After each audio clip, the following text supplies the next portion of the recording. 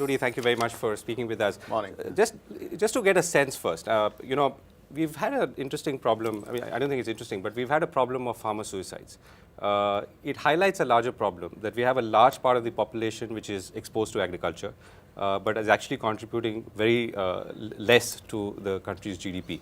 Now, what this means is that there are not enough people and there are not enough skills and there's not enough job absorption. I think we are absolutely, this would not be the right connotation.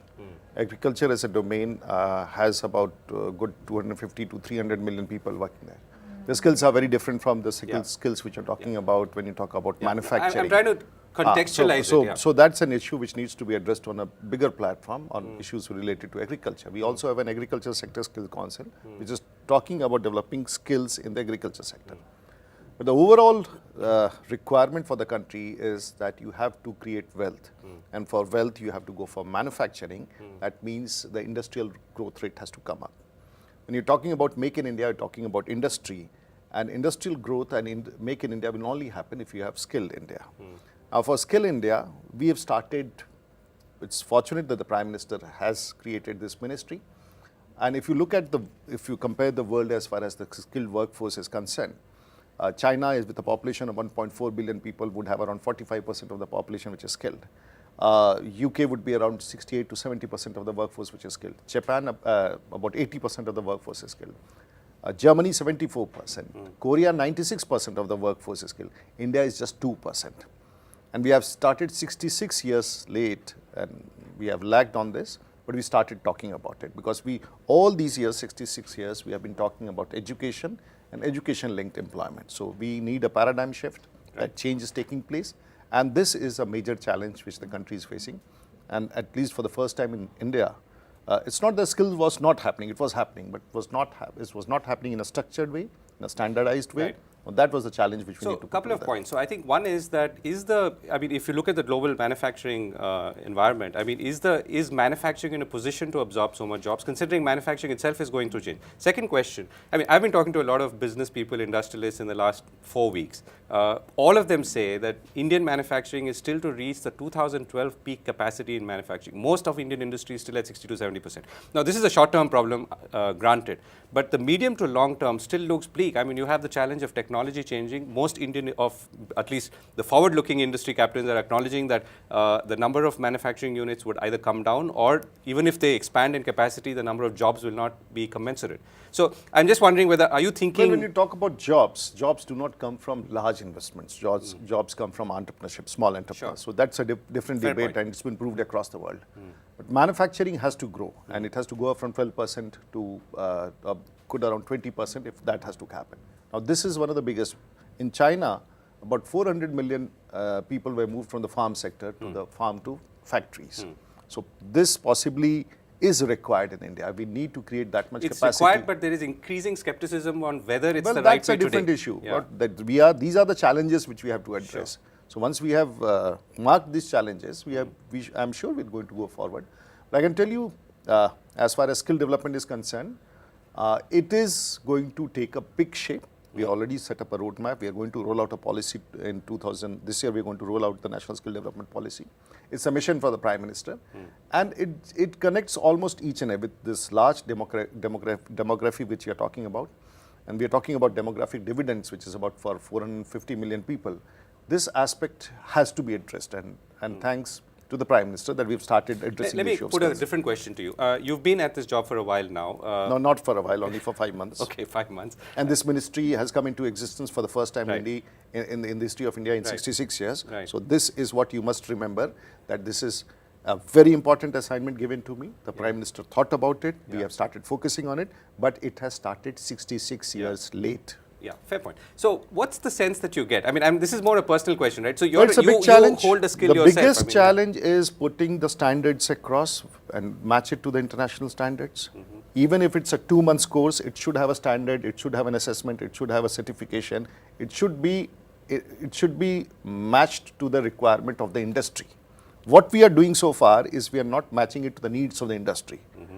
So that is one of the biggest challenges, and that's why we are creating the QPs, the sector skill councils across board. And there are 33 sector skill councils which have been authorized to issue create the syllabus or the QPs and the national occupation standards, and thereafter proceed further to get the process of training, assessment and certification. Right. And what's the, if I were to ask you to list the 1 or 2 key challenges ahead for yourself? Resources. Okay. Major is trainers. We lack trainers. We had teachers, we did not have trainers. The biggest challenge is trainers. The second is resources for training.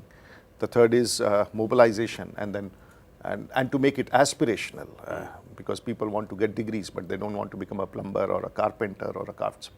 So that is the biggest challenge. And what's your sense on how you're going to be, your ministry is going to be addressing this in coming? I have almost a blueprint for all these issues. We have earmarked the challenges there, and we have a clear roadmap for the industry. We are rolling out the policy, partnership with the states. Some of the states are doing a very good job, like Chhattisgarh, Rajasthan, Gujarat for that matter, Kerala. Many of the states are doing a good job. So, Uttar Pradesh for that matter. Yeah. So last question. I mean, you use the China manufacturing example.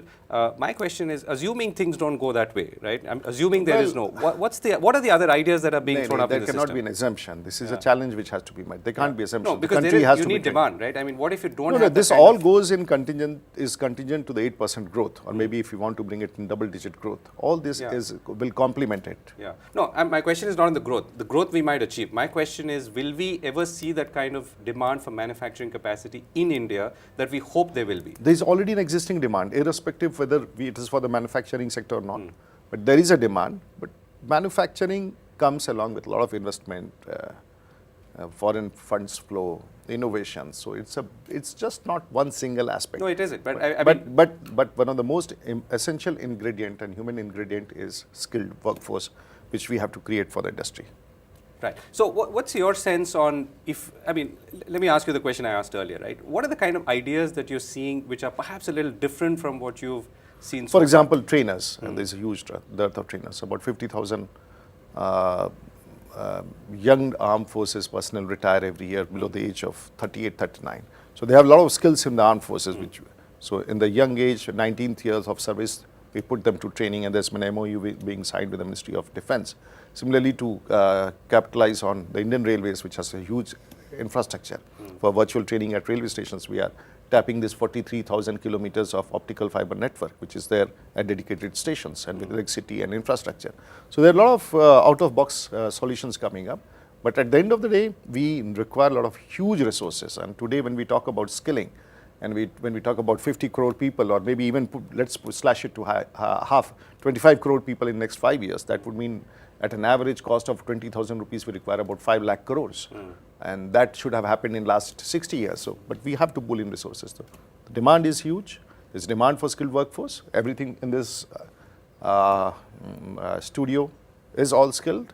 May not be a degree, but you require actual skilled people to run the show.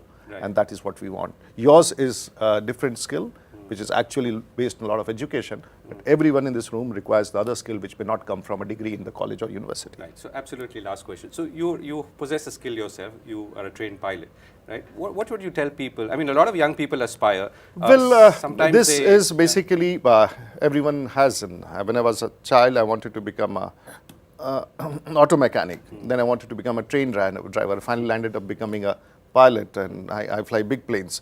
So it's an aspiration which must be built up in an individual. And of course, education was a part all throughout. And then finally, I got into politics. So I think that aspiration of an individual and all those people which we are mobilizing in the villages, and I'm interacting with them, 7th, 8th, 9th dropouts, they are so happy to come and get skilled. Maybe education was never a priority. But if you see visuals in Bihar, where the entire building is swarming with people trying to assist their colleagues and friends in examination. That is why, because education has been linked to employment, degree, government establishment, and so forth. So the moment we move it towards skills, possibly a lot of problems in this country can be sorted out. Mr. Rudy, thank you very much for speaking with us. Bye-bye. Thank you very much.